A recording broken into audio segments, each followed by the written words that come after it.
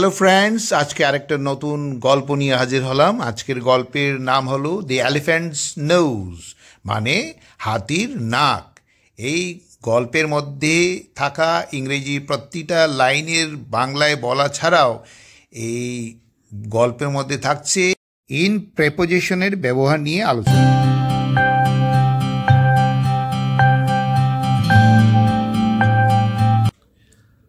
Gulu was an elephant. Golu একটা হাতি.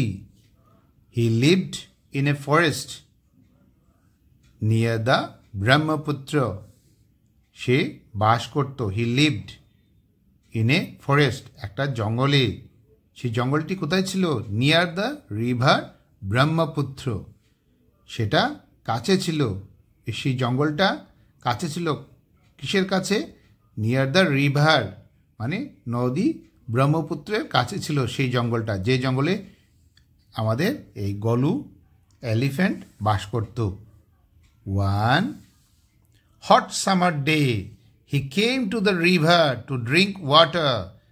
One মানে এক, গ্রীষ্মের গরম দিনে, হট সামার ডে, হি কেম সে এসেছিল কোথায়? টু দ্য রিভার সেই নদীতে। কোন নদীতে? ব্রহ্মপুত্র নদীতে। টু ড্রিঙ্ক ওয়াটার, কিসের জন্য? জল পান করার জন্য। There lived a big crocodile named Croco in the river. There সেখানে, লিভড মানে বাস করত, এ বিগ একটা বড়, ক্রকোডাইল মানে কুম্ভীর, ক্রকোডাইল মানে কুম্ভীর, নেমড নাম ছিল কি? ক্রকো, ইন দ্য রিভার সেই নদীতে সে বাস করত। ক্রকো সেড, ক্রকো বলেছিল। এটা রিপোর্টিং সেন্টেন্স আর রিপোর্টিং স্পিচ। তো রিপোর্টিং স্পিচটা সেই ইনভাইটেড কমার ভেতরে থাকবে। This is my river, you cannot drink my water. এটা আমার নদী। ইউ ক্যানট তুমি পারো না, ড্রিঙ্ক পান করতে, কি? মাই ওয়াটার আমার জল তুমি পান করতে পারো না, এটা আমার নদী। A frog name Bheku also lived in the river. A frog named একটা ব্যাঙ, তার নাম ছিল কি? ভেকু। অলসো সেই ভেকুও, অলসো মানে ভেকুও, লিভড মানে বাস করত। কোথায়? ইন দ্য রিভার সেই ব্রহ্মপুত্র রিভারে বাস করত। এখানে লিভড ইন দ্য রিভার লেখা আছে। এখানে মূলত ইন প্রেপোজিশন এর ব্যবহার করা হয়েছে। ইন প্রেপোজিশন ব্যবহার করা হয় কোনো অনির্দিষ্ট সময়ের বিষয়ে বলার ক্ষেত্রে। যেমন, I get up in the morning. It is always cold in winter. He was born in 2012, etc. আবার কোনো জায়গার বিষয়ে বলার ক্ষেত্রে, যেমন You live in India. He is in Guwahati. I am in my room. এইভাবে লেখা হয়। Bheku used to sit on Croco's nose and play with him. ভেকু কি করত? ভেকু ইউজ টু সিট সে সবসময় বসত, মানে এটা তার অভ্যাস হয়েছিল। কোথায় বসত? অন মানে উপরে, কিসের উপরে? ক্রকোস কি? নোজ মানে সেই ক্রকোডাইলের মানে কুমিরের নাকের উপরে বসত। অ্যান্ড প্লে উইথ হিম, এবং তার সাথে কি করত? খেলা করত। One afternoon Croco was first asleep on the bank of the river. One afternoon এক বিকালবেলা, ক্রকো ওয়াজ মানে কুম্ভীরের নামটা ছিল ক্রকো, সেই ক্রকো কি করছিল?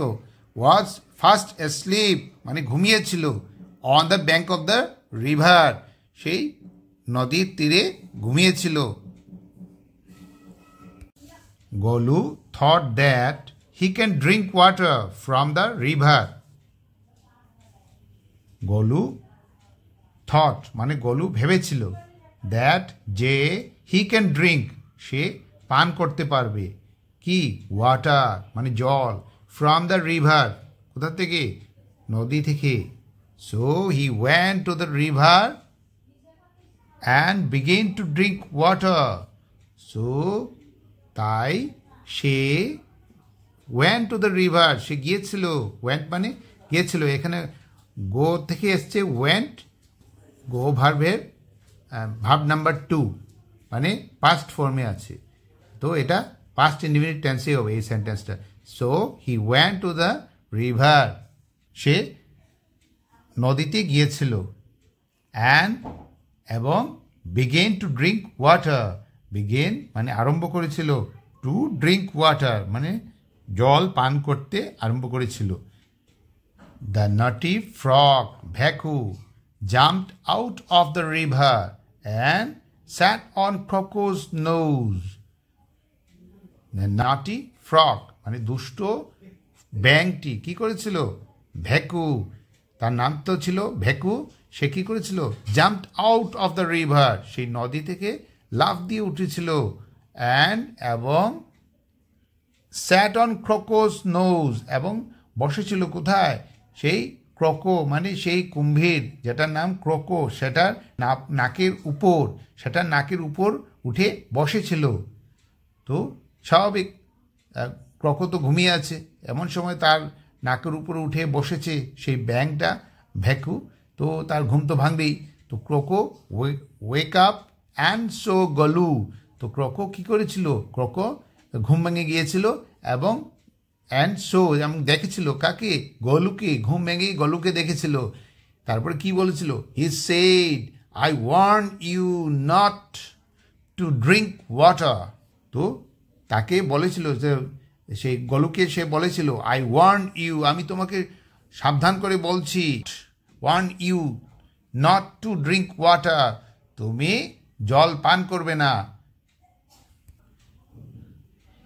হি কট গলু's nose and began to pull him into the river সে ধরেছিল এখানে হি হলো ক্রোকো মানে কুম্ভীর যে ধরেছিল গলুকে কট মানে ক্যাচ থেকে কট আসছে এটা পাস্ট ফর্মে মানে ভার্ব নাম্বার 2-তে আছে তো এটাও পাস্ট টেন্সে আছে এই সেন্টেন্সটা হি কট সে ধরেছিল কাকে গলু's nose গলুর সেই হাতি যে গলুর নাককে ধরেছিল অ্যান্ড বিগেন টু পুল হিম এবং কি করেছিল আরম্ভ করেছিল তাকে টানতে কোথায় ইনটু দ্য রিভার সেই নদীতে Golu try to pull back মানে গলুও পেছন দিকে টানতে আরম্ভ করেছিল he pleaded please let me go you are hurting my nose সে হি প্লিডেড সে কি করেছিল আবেদন করেছিল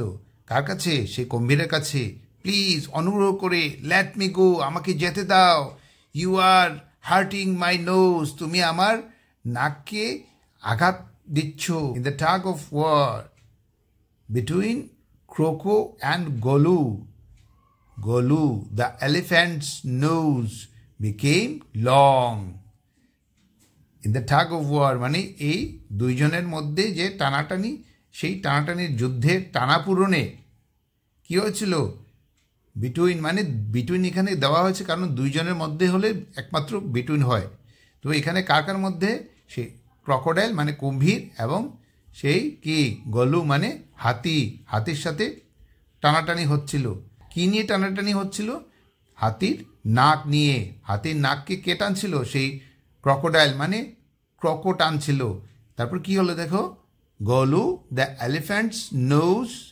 বিকেম লং এই টানাটানিতে কি হয়েছিল গলু দি এলিফ্যান্টস নোজ মানে গলুর নাক গলু মানে হাতিটার নাক কি হয়েছিল নোজ বিকেম মানে হয়ে গেছিল কি লং মানে লম্বা thus an elephant's nose came to be known as a trunk thus সেই এইভাবে দাস মানে এইভাবে সেই থেকে অ্যান এলিফ্যান্টস মানে হাতির লং নোজ মানে লম্বা নাক কেম to be known as trunk came to be known মানে জানতে পারা গিয়েছিল কেম টু বি নোন জানা গিয়েছিল কি অ্যাজ এ কি ট্রাঙ্ক মানে সুর, হাতির সুর হিসেবে জানা গিয়েছিল।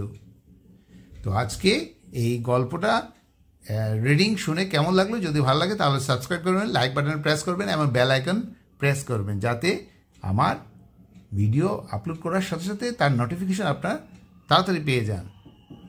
ধন্যবাদ।